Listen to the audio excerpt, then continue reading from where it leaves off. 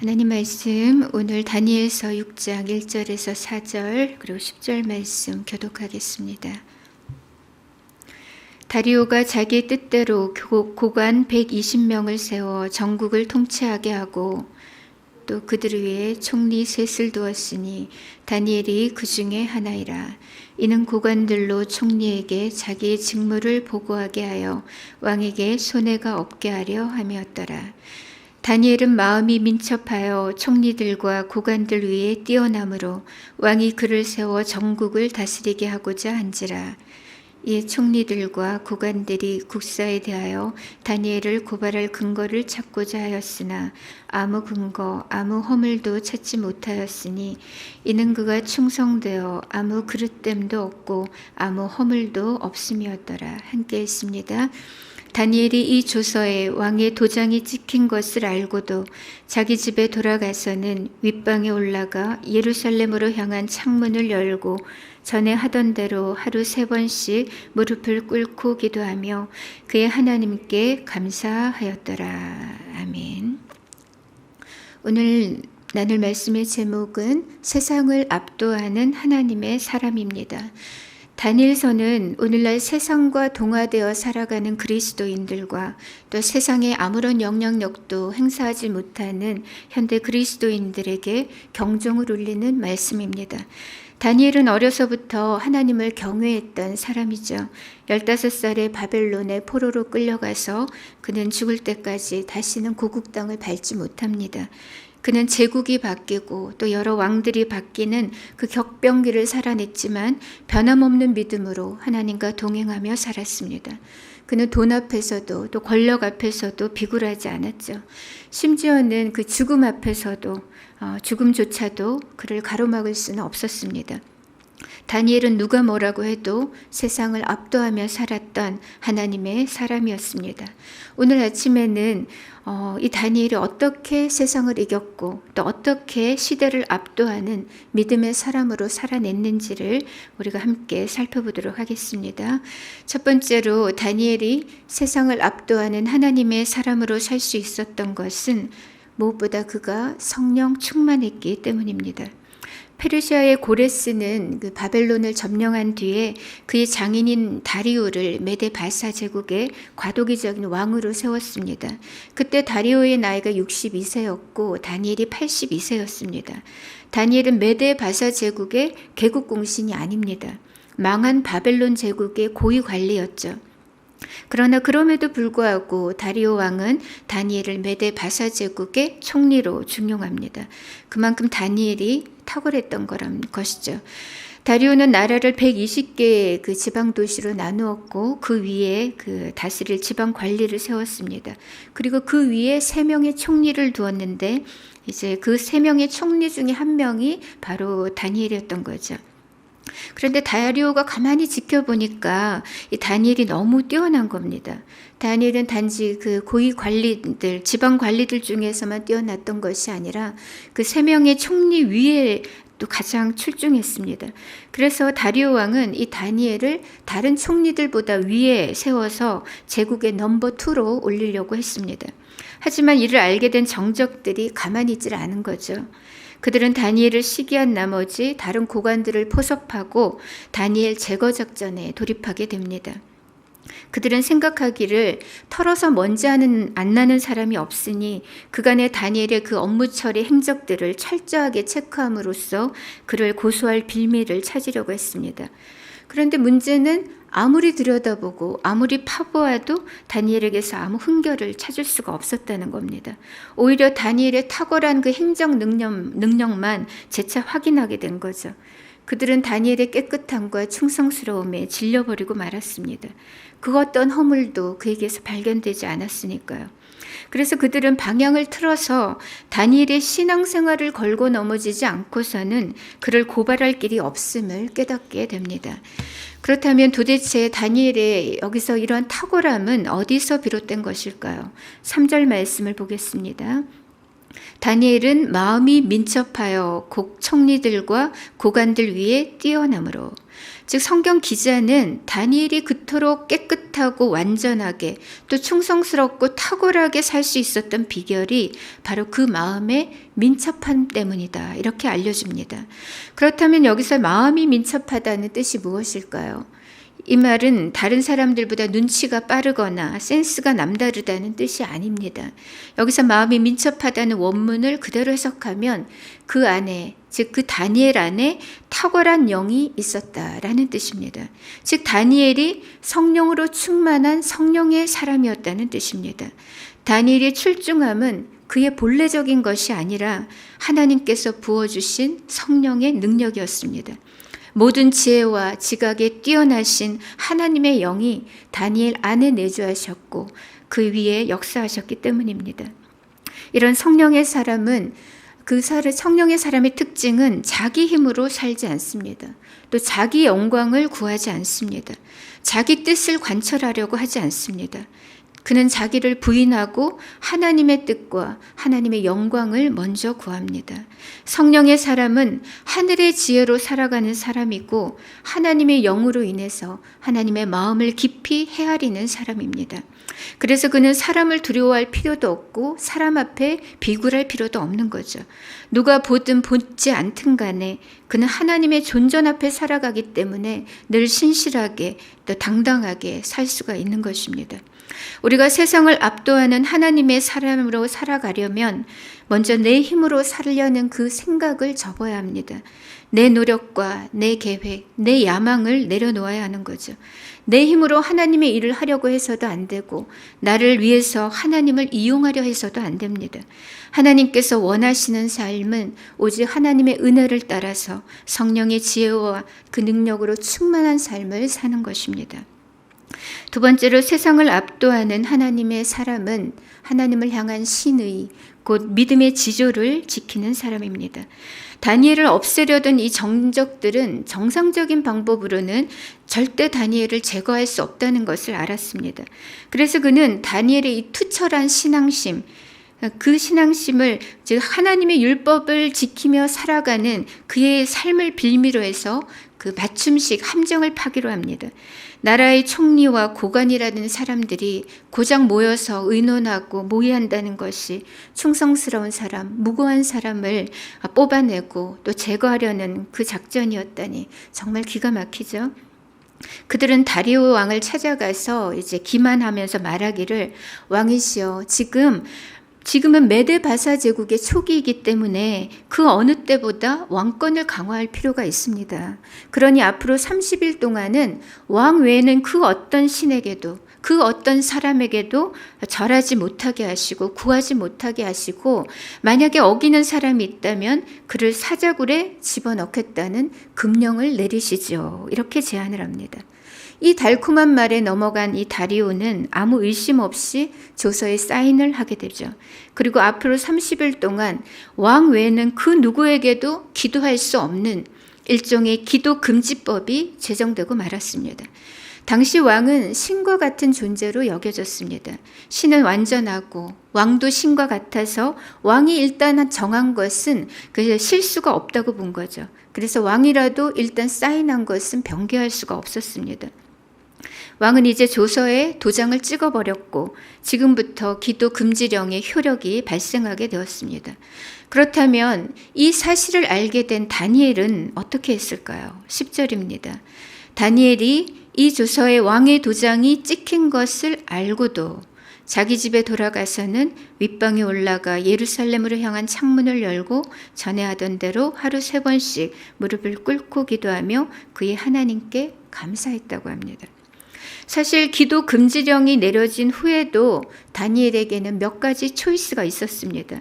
첫 번째로는 지금은 일단 비상 상황이니까 앞으로 30일 동안만 잠시 기도를 쉬는 겁니다.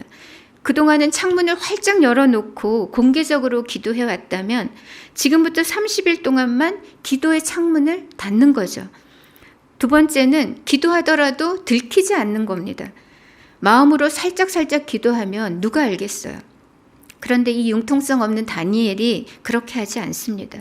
자신이 이미 총리 중 한 명이었기 때문에 그는 누구보다도 먼저 왕의 그 조서에 어인이 찍혔다는 것을 알았을 겁니다. 그리고 그 법을 어길 경우에 얼마나 무서운 결과가 초래될지 누구보다 잘 알았단 말이죠. 그런데 다니엘은 어제나 오늘이나 변함이 없었습니다. 설사 내일 죽는다고 해도 그는 기도의 창을 닫을 마음이 전혀 없습니다. 그는 하나님을 향한 기도의 삶을 숨기지 않았습니다. 왜냐하면 다니엘에겐 기도는 단지 기도가 아니었어요. 하나님을 향한 그의 믿음이었습니다. 우상으로 가득한 어둠의 땅 한가운데서 드리는 다니엘의 기도는 그저 삶의 액세서리가 아니라 그의 생명이었던 겁니다.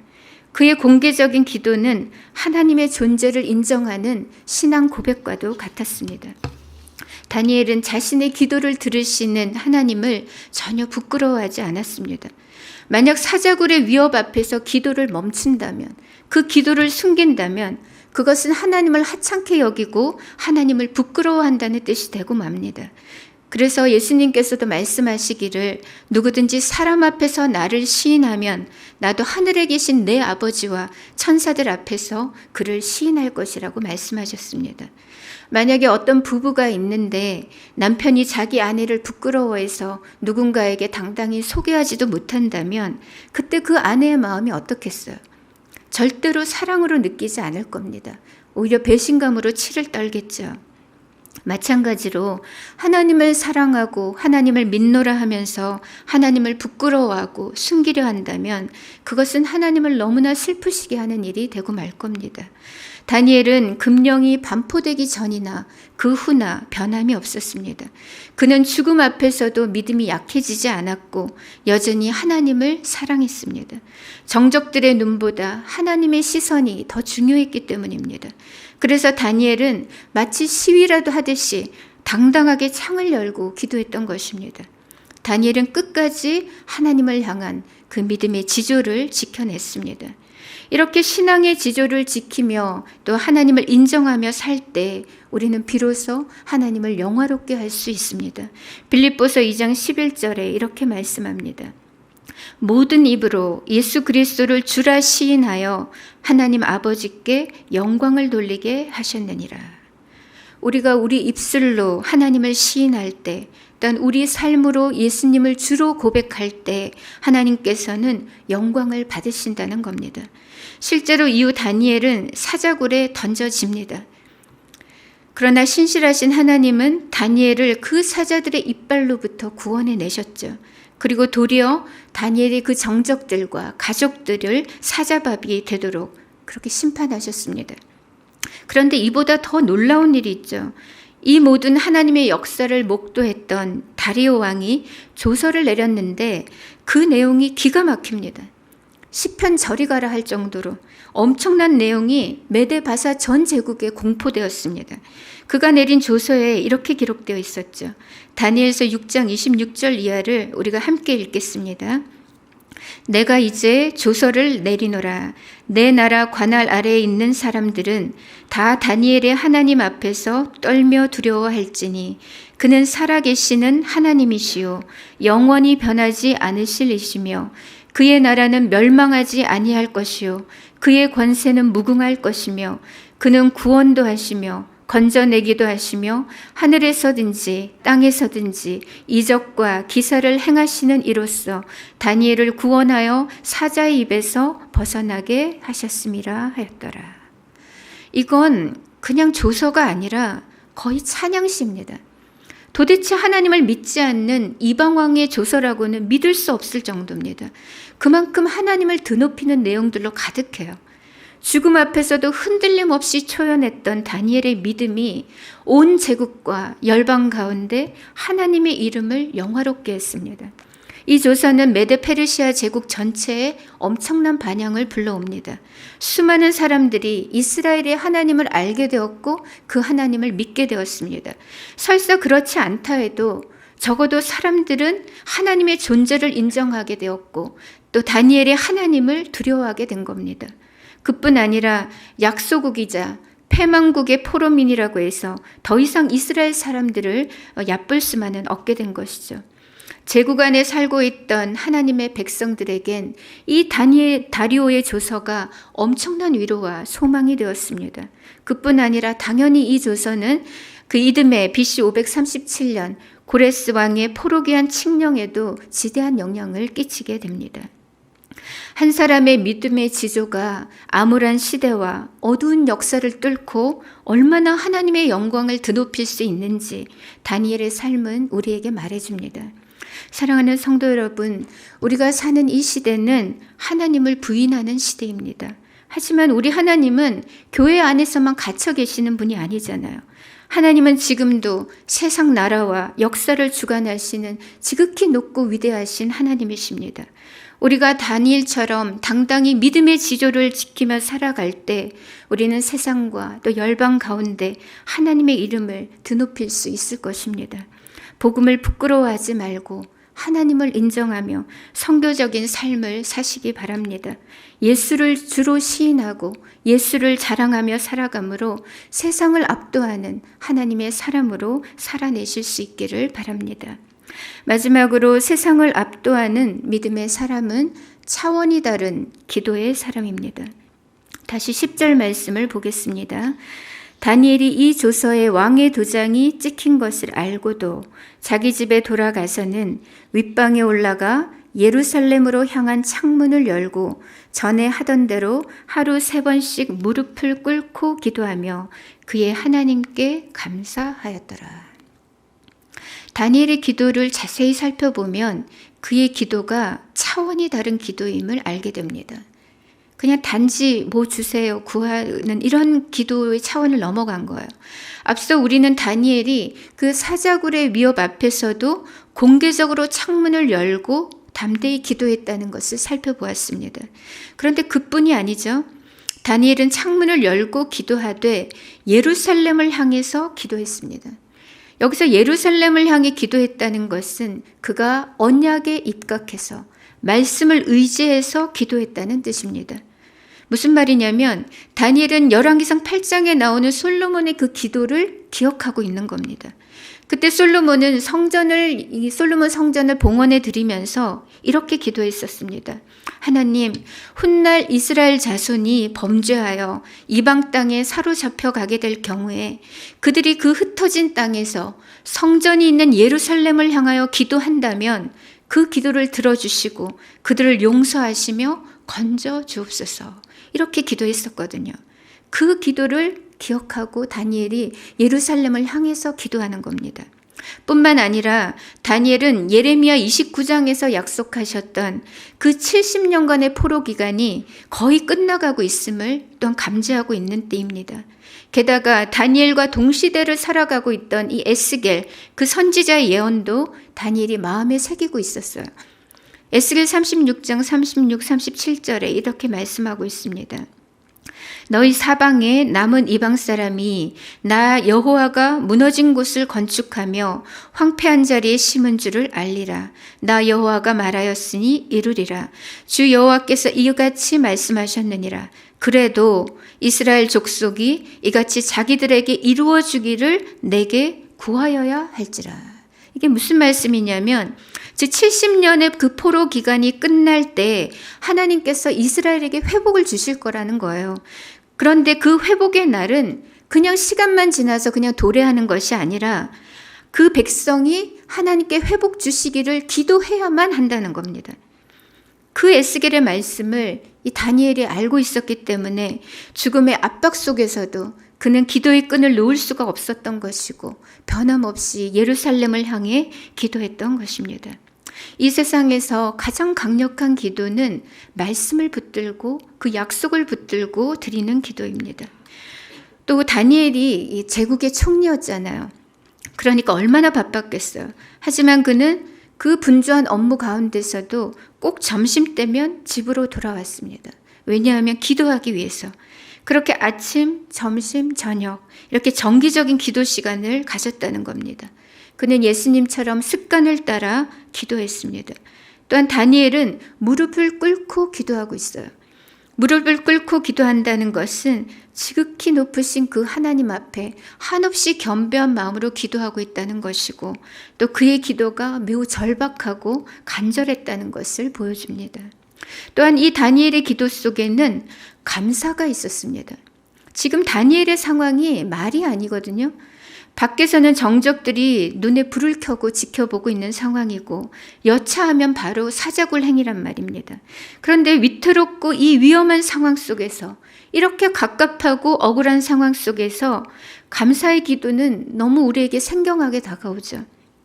그러나 우리 예수님은 물고기 2마리, 보리떡 5개밖에 없을 때 미리 하나님께 감사 기도를 드리셨습니다.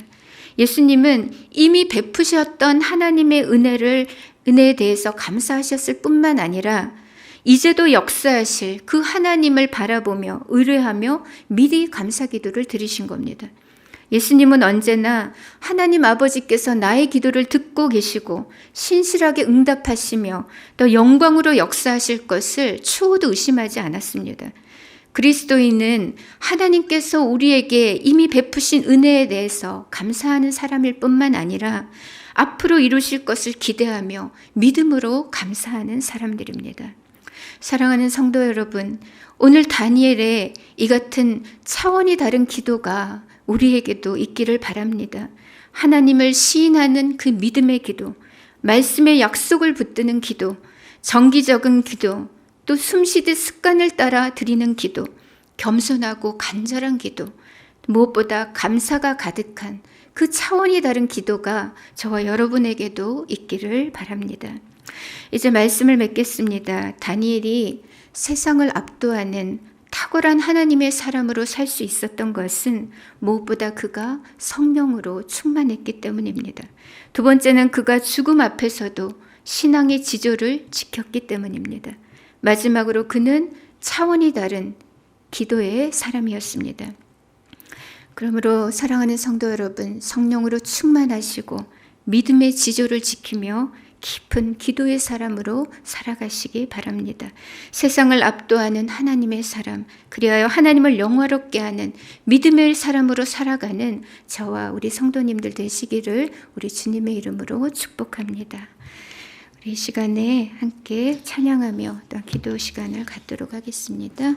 아까 우리 불렀던 그 비준비하시니 그 찬양하겠습니다.